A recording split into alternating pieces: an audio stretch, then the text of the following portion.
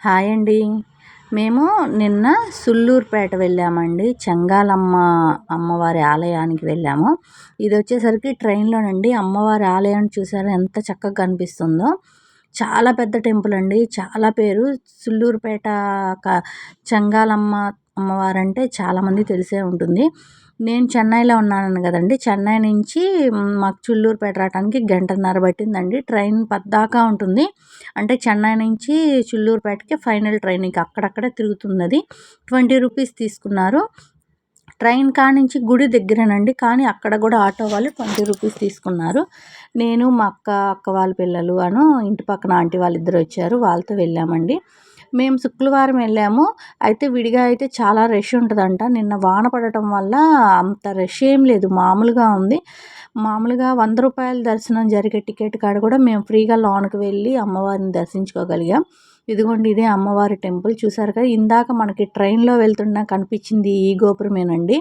నిజంగా చాలా పెద్ద దేవత అండి. టెంపుల్ అండి ఇది. అయితే ఇక్కడ చాలామందికి తెలిసే ఉంటుంది చిల్లూరుపేట చెంగాలమ్మ తల్లి అంటే. బాగా ఫేమస్ అండి. ఎందుకంటే ఎప్పటినుంచో నేను అనుకుంటున్నాను అమ్మవారిని చూడాలి అని. అయితే ఇన్నాళ్ళకి ఇలా కుదిరింది. మా అక్క తీసుకొచ్చింది.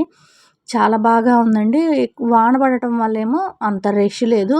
అయితే ఇక్కడ వచ్చేసరికి ఏంటంటే మెయిన్ డోర్ అమ్మవారికి తలుపులనేది ఉండదండి. ఇదిగోండి అమ్మవారి టెంపుల్ చూస్తున్నారు కదా! ఇదేనండి మెయిను. ఇక్కడ పక్కనంతా ఇలా కట్టి ఉందేంటంటే అమావాస్యకి, పౌర్ణానికి ఇక్కడొచ్చి నిద్రలు చేస్తారంటండి. అలా నిద్రలు చేస్తే చాలా మంచిదంట. అందుకని ఇక్కడంతా ఫ్యానులు, పడుకుంటానికి వీలుగా అన్నీ ఉన్నాయండి. మామూలుగా ఇప్పుడు మేమెళ్ళే క్యూ లైన్ వచ్చేసరికి రూ. 100. అయితే నిన్నెవరూ లేకపోవటం వల్ల ఫ్రీగానే లోనకెళ్ళిపోయాం. చాలా దగ్గరికి అమ్మవారిని చూసామండి. ఎంతసేపు ఉన్నా గూడా పక్కకి తొలగమని ఎవరు అనలేదు. దానివల్ల మేము కొంచెం ఫ్రీగానే చూసాము. నిజంగా అండి అమ్మవారు ఎంత బావుందోనండి. లోనంతా బంగారపు తొడిగేనండి. కానీ అస్సల మెయిన్ డోర్ అనేది అమ్మవారి గర్భగుడికి తలుపులనేది అసలు ఉండవండి.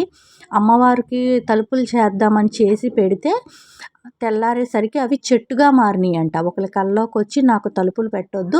నా భర్తలకి ఎప్పటికి నా ఆశీర్వాదం ఉండాలి అని చెప్పిందంట. ఇదిగోండి అమ్మవారి ఎదురుగా ఇక్కడ త్రిశూలం అనేది ఉంటుంది. అక్కడ జ్యోతి అనేది వెలిగిస్తూ ఉంటారు ఆవు నెయ్యితో. ఇది అమ్మవారి ఎదురుగా అండి.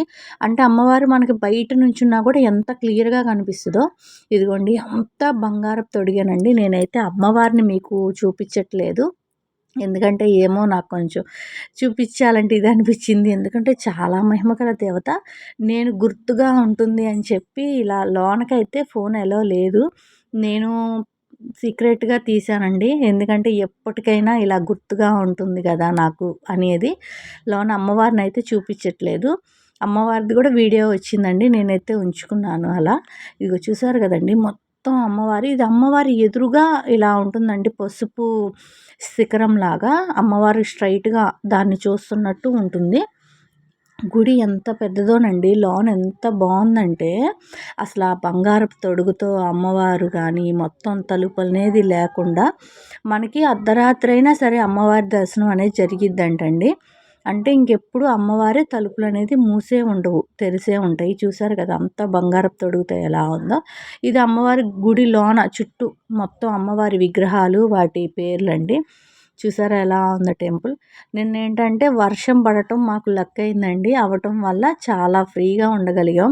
అదే అమావాస్య, పౌర్ణానికైతే ఫుల్లుగుంటారంటండి అసల. అక్కడ చాలామంది నిద్ర చేస్తే చాలా మంచిదంట.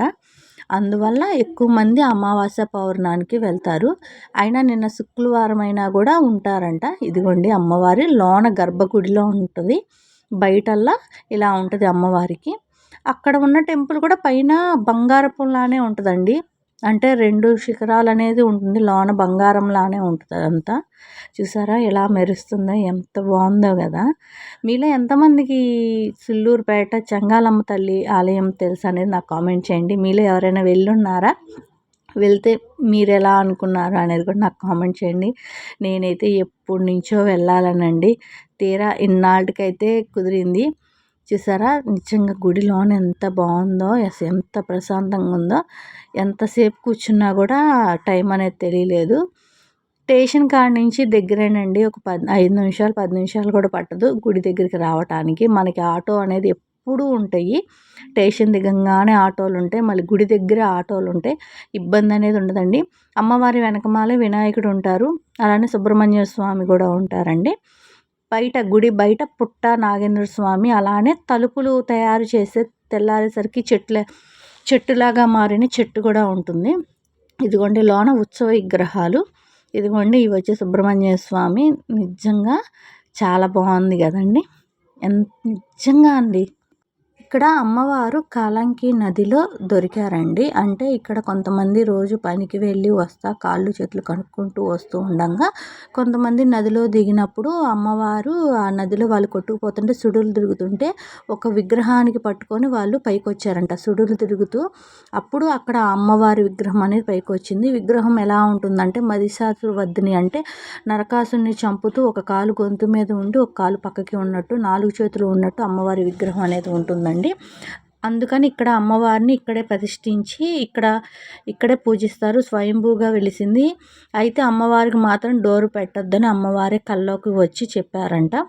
ఇక్కడ బయట అమ్ముతున్న శారీస్ అన్నీ అమ్మవార్లకి కట్టిన చీరలన్నీ ఇక్కడ అంటే బయట ఉన్న కాస్ట్ మీద ఇక్కడ తగ్గిస్తారండి. మేమైతే శారీస్ చూస్తున్నాము, బయట ఉన్న రేట్ల మీద ఇక్కడ రేట్లు తగ్గించి చెప్తారు. ఇవన్నీ అమ్మవార్లకి కట్టిన చీరలండి.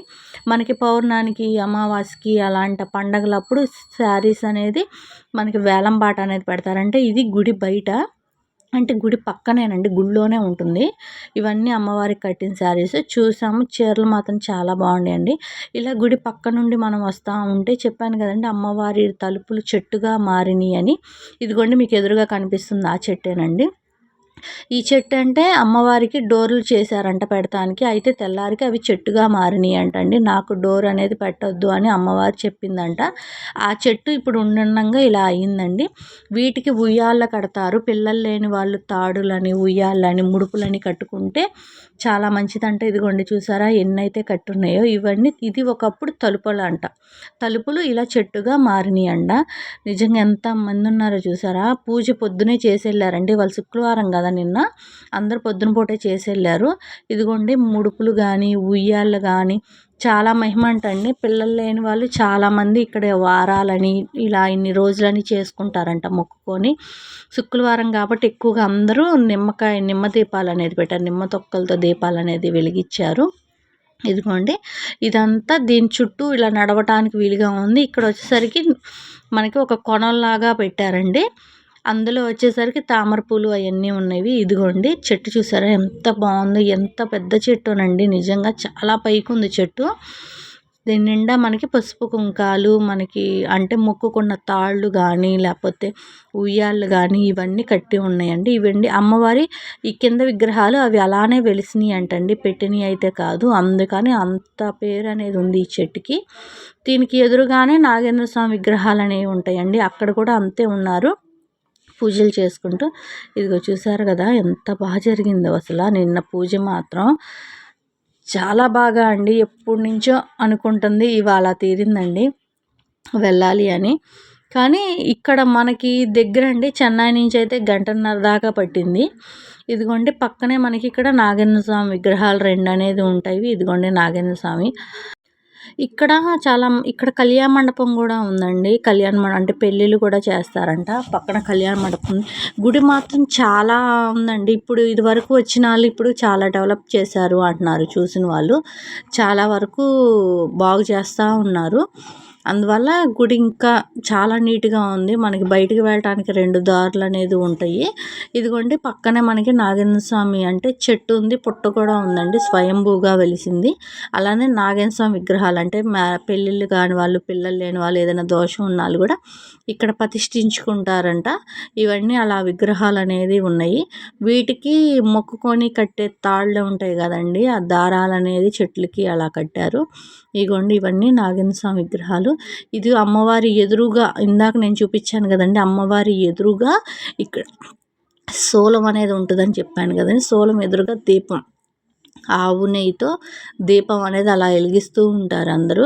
మనకి ఇక్కడ కావాల్సిన అన్ని వస్తువులు గుళ్ళోను గుడి బయట దొరుకుతాయండి, మనం ఏమి తీసుకెళ్ళకపోయినా. అమ్మవారికి అవసరమైనయల్లా. చూసారా అంత వాన పడుతుంది. అంత పాలరాతి బండలు కదండీ! జారిపోతా ఉన్నాయి.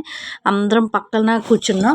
ప్రసాదాలు తీసుకున్నాం. లడ్డు, పులిహోర అనేది అక్కడ ప్రసాదం అమ్మవారిది మనకు దొరుకుతుంది. అదిగో చూసారు కదా వెనకమాల బంగారపు టెంపుల్ ఉంది కదా, అక్కడ మెయిన్ అమ్మవారు అనేది అక్కడ ఉంటుందండి. ఆ మెయిన్ ఈ ముందు వచ్చేసరికి టెంపుల్ లోనకి వెళ్ళేటప్పుడు ముందు అలా ఉంటుంది. గర్భగుడి అంతా లోన అమ్మవారిది, పైన టెంపుల్ అలా ఉంటుంది. ఇదిగోండి లోన ఇక్కడ మేము పక్కన ఇలా కూర్చొని ప్రసాదం అనేది తింటా ఉన్నాము. చూసారు కదా ఇంకోండి అమ్మవారిది. అయితే నేను బయట నుంచి తీసానండి. చూడండి అమ్మవారు బయటికి కూడా ఎంత బాగా కనిపిస్తుందో చూసారా. ఆ డోర్లు మేము నిజంగా అంటే నైట్ ఈ డోర్లన్నా వేస్తారేమో అనుకున్నాం. దగ్గరికి వెళ్ళి చూస్తే అవి షోకి అలా పెట్టినయే కానీ అవి డోర్లు మూయటానికి రావండి. అంటే అలానే ఉంటాయి ఇక డోర్లు. పొద్దుగూకులు మనకి అర్ధరాత్రి అయినా అమ్మవారి దర్శనం అలానే జరిగిద్దండి అక్కడ.